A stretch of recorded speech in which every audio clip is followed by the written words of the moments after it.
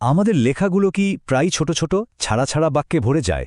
যদি উত্তরটা হ্যাঁ হয়, তাহলে আজ আমরা এমন একটা টুল শিখব যা লেখাকে মুহূর্তেই অনেক বেশি সাবলীল আর আকর্ষণীয় করে তুলতে পারে। চলুন সরাসরি ঢুকে পড়া যাক রিলেটিভ ক্লজের জগতে। আমাদের অনেকেরই লেখার সময় এই সমস্যাটা হয়। ছোট ছোট বাক্য ব্যবহার করতে গিয়ে পুরো লেখাটাই কেমন যেন অসম্পূর্ণ লাগে। মনে হয় যেন তথ্যের টুকরোগুলোকে ঠিকমতো জোড়া লাগানোই হয়নি। ভাবুন তো, যদি বলা হয় লোকটি আমার চাচা, তিনি আপনাকে ফোন করেছিলেন, শুনতে কেমন খাপছাড়া লাগছে না?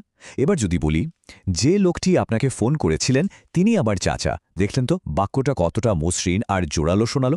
এটাই হলো রিলেটিভ ক্লজের আসল কাজ, যা দুটো ভাঙা অংশকে জুড়ে দিয়ে একটা সম্পূর্ণ ছবি তৈরি করে। তাহলে এই রিলেটিভ ক্লজ জিনিসটা আসলে কি? খুব সহজ করে বললে, এটা বাক্যের মধ্যে থাকা কোনো একটা নাউন বা বিশেষ্য পদের জন্য একটা ইনফো ট্যাগের মতো কাজ করে। মানে এটা আমাদের পরিষ্কার করে বলে দেয় যে আমরা ঠিক কোন ব্যক্তি বা কোন জিনিসটার কথা বলছি। আর এর গঠনটা সে তো আরও সোজা, একদম পাজল মেলানোর মতো। প্রথমে একটা নাউন, ধরুন বইটা, তারপর একটা রিলেটিভ প্রোনাউন যেমন যেটা, আর শেষে একটা ক্লজ যেমন তুমি দিয়েছিলে। ব্যাস হয়ে গেল, বইটা যেটা তুমি দিয়েছিলে। এই সাধারণ ফর্মুলাটা মাথায় রাখলেই কাজটা কিন্তু অনেক সহজ। আচ্ছা, তো এই ক্লজ বানাতে আমাদের কিছু টুলস লাগবে, তাই না? চলুন সেই টুলগুলোর সাথেই পরিচয় হওয়া যাক। এগুলোকে বলা হয় রিলেটিভ প্রোনাউন। এই টেবিলটাই হলো আমাদের আসল টুলবক্স। খেয়াল করে দেখুন, হু ব্যবহার হয় শুধু ব্যক্তির জন্য, উইচ ব্যবহার হয় বস্তু বা প্রাণীর জন্য, ড্যাট কিন্তু ব্যক্তি বা বস্তু দুটোর জন্যই ব্যবহার করা যায়, তবে সাধারণত অপরিহার্য তথ্য দেওয়ার ক্ষেত্রেই এটা বেশি চলে। আর হুজ ব্যবহার হয় কারো মালিকানা বা অধিকার বোঝাতে, যেমন মেয়েটি যার ফোন বেজেছিল। এখন আমরা রিলেটিভ ক্লজের সবচাইতে জরুরি আর বলা যায় একটু ট্রিকি একটা দিকে নজর দেব। এর দুটো প্রধান প্রকারভেদ আছে, আর তাদের মধ্যে পার্থক্যটা বোঝা কিন্তু খুব জরুরি। পার্থক্যটা আসলে খুব সহজ। ডিফাইনিং ক্লজ হলো সেই তথ্য যা না থাকলে বাক্যের আসল অর্থটাই পরিষ্কার হবে না।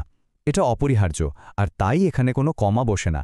অন্যদিকে নন ডিফাইনিং ক্লজ হলো একটা বাড়তি তথ্য, যা বাদ দিলেও মূল বাক্যের তেমন কোনো ক্ষতি হয় না, আর এই কারণেই একে দুটো কমার মধ্যে আটকে রাখা হয়। এই ধরনটা দেখুন, যদি আমরা যে লোকটি আপনাকে ফোন করেছিলেন এই অংশটা বাদ দিয়ে দিই, তাহলে কি বোঝা যাবে কোন লোকটির কথা বলা হচ্ছে? একদমই না। তার মানে এই তথ্যটা অপরিহার্য, আর এজন্যই এখানে কোনো কমা বসেনি। এটাই হলো ডিফাইনিং ক্লজ। আর এই বাক্যটাতে আমার ভাই বেড়াতে আসছেন, এটাই কিন্তু মূল কথা। যিনি কানাডায় থাকেন, এটা একটা এক্সট্রা ইনফরমেশন।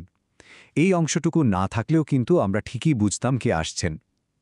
ইসিলিয়ে এই বাড়তি তথ্যটাকে দেখুন দুটো কমার মধ্যে রাখা হয়েছে, আর এটা হলো নন ডিফাইনিং ক্লজ। চলুন সবশেষে কয়েকটা গোল্ডেন রুলস দেখে নিই, যেগুলো মনে রাখলে আর ভুল হওয়ার সম্ভাবনা থাকবে না। তাহলে এক নজরে নিয়মগুলো ঝালিয়ে নেওয়া যাক। ব্যক্তির জন্য হু, বস্তুর জন্য হুইচ, আর অধিকার বোঝাতে হুজ। সবচেয়ে জরুরি নিয়মটা হলো, কমাওয়ালা নন ডিফাইনিং ক্লজে কখনোই দ্যাট ব্যবহার করা যাবে না। আরেকটা খুব সাধারণ ভুল এড়িয়ে চলতে হবে, যেমন the man who he came here বলা যাবে না, বলতে হবে the man who came here, কারণ হু শব্দটা নিজেই তো সাবজেক্টের কাজটা করে দিচ্ছে। তাহলে বুঝতেই পারছেন, এটা শুধু একটা গ্রামারের নিয়ম না, এটা আসলে নিজের ভাবনাকে আরও গুছিয়ে আরও নিখুঁতভাবে প্রকাশ করার একটা দারুণ উপায়। এর মাধ্যমে সাধারণ বাক্যগুলো অনেক বেশি অর্থবহ হয়ে ওঠে। তাহলে এবার ভাবার পালা, এমন কোনো বাক্য কি মাথায় আসছে যেটাকে একটা রিলেটিভ ক্লজ জুড়ে দিলে আরও জোরালো, আরও সুন্দর শোনাতো?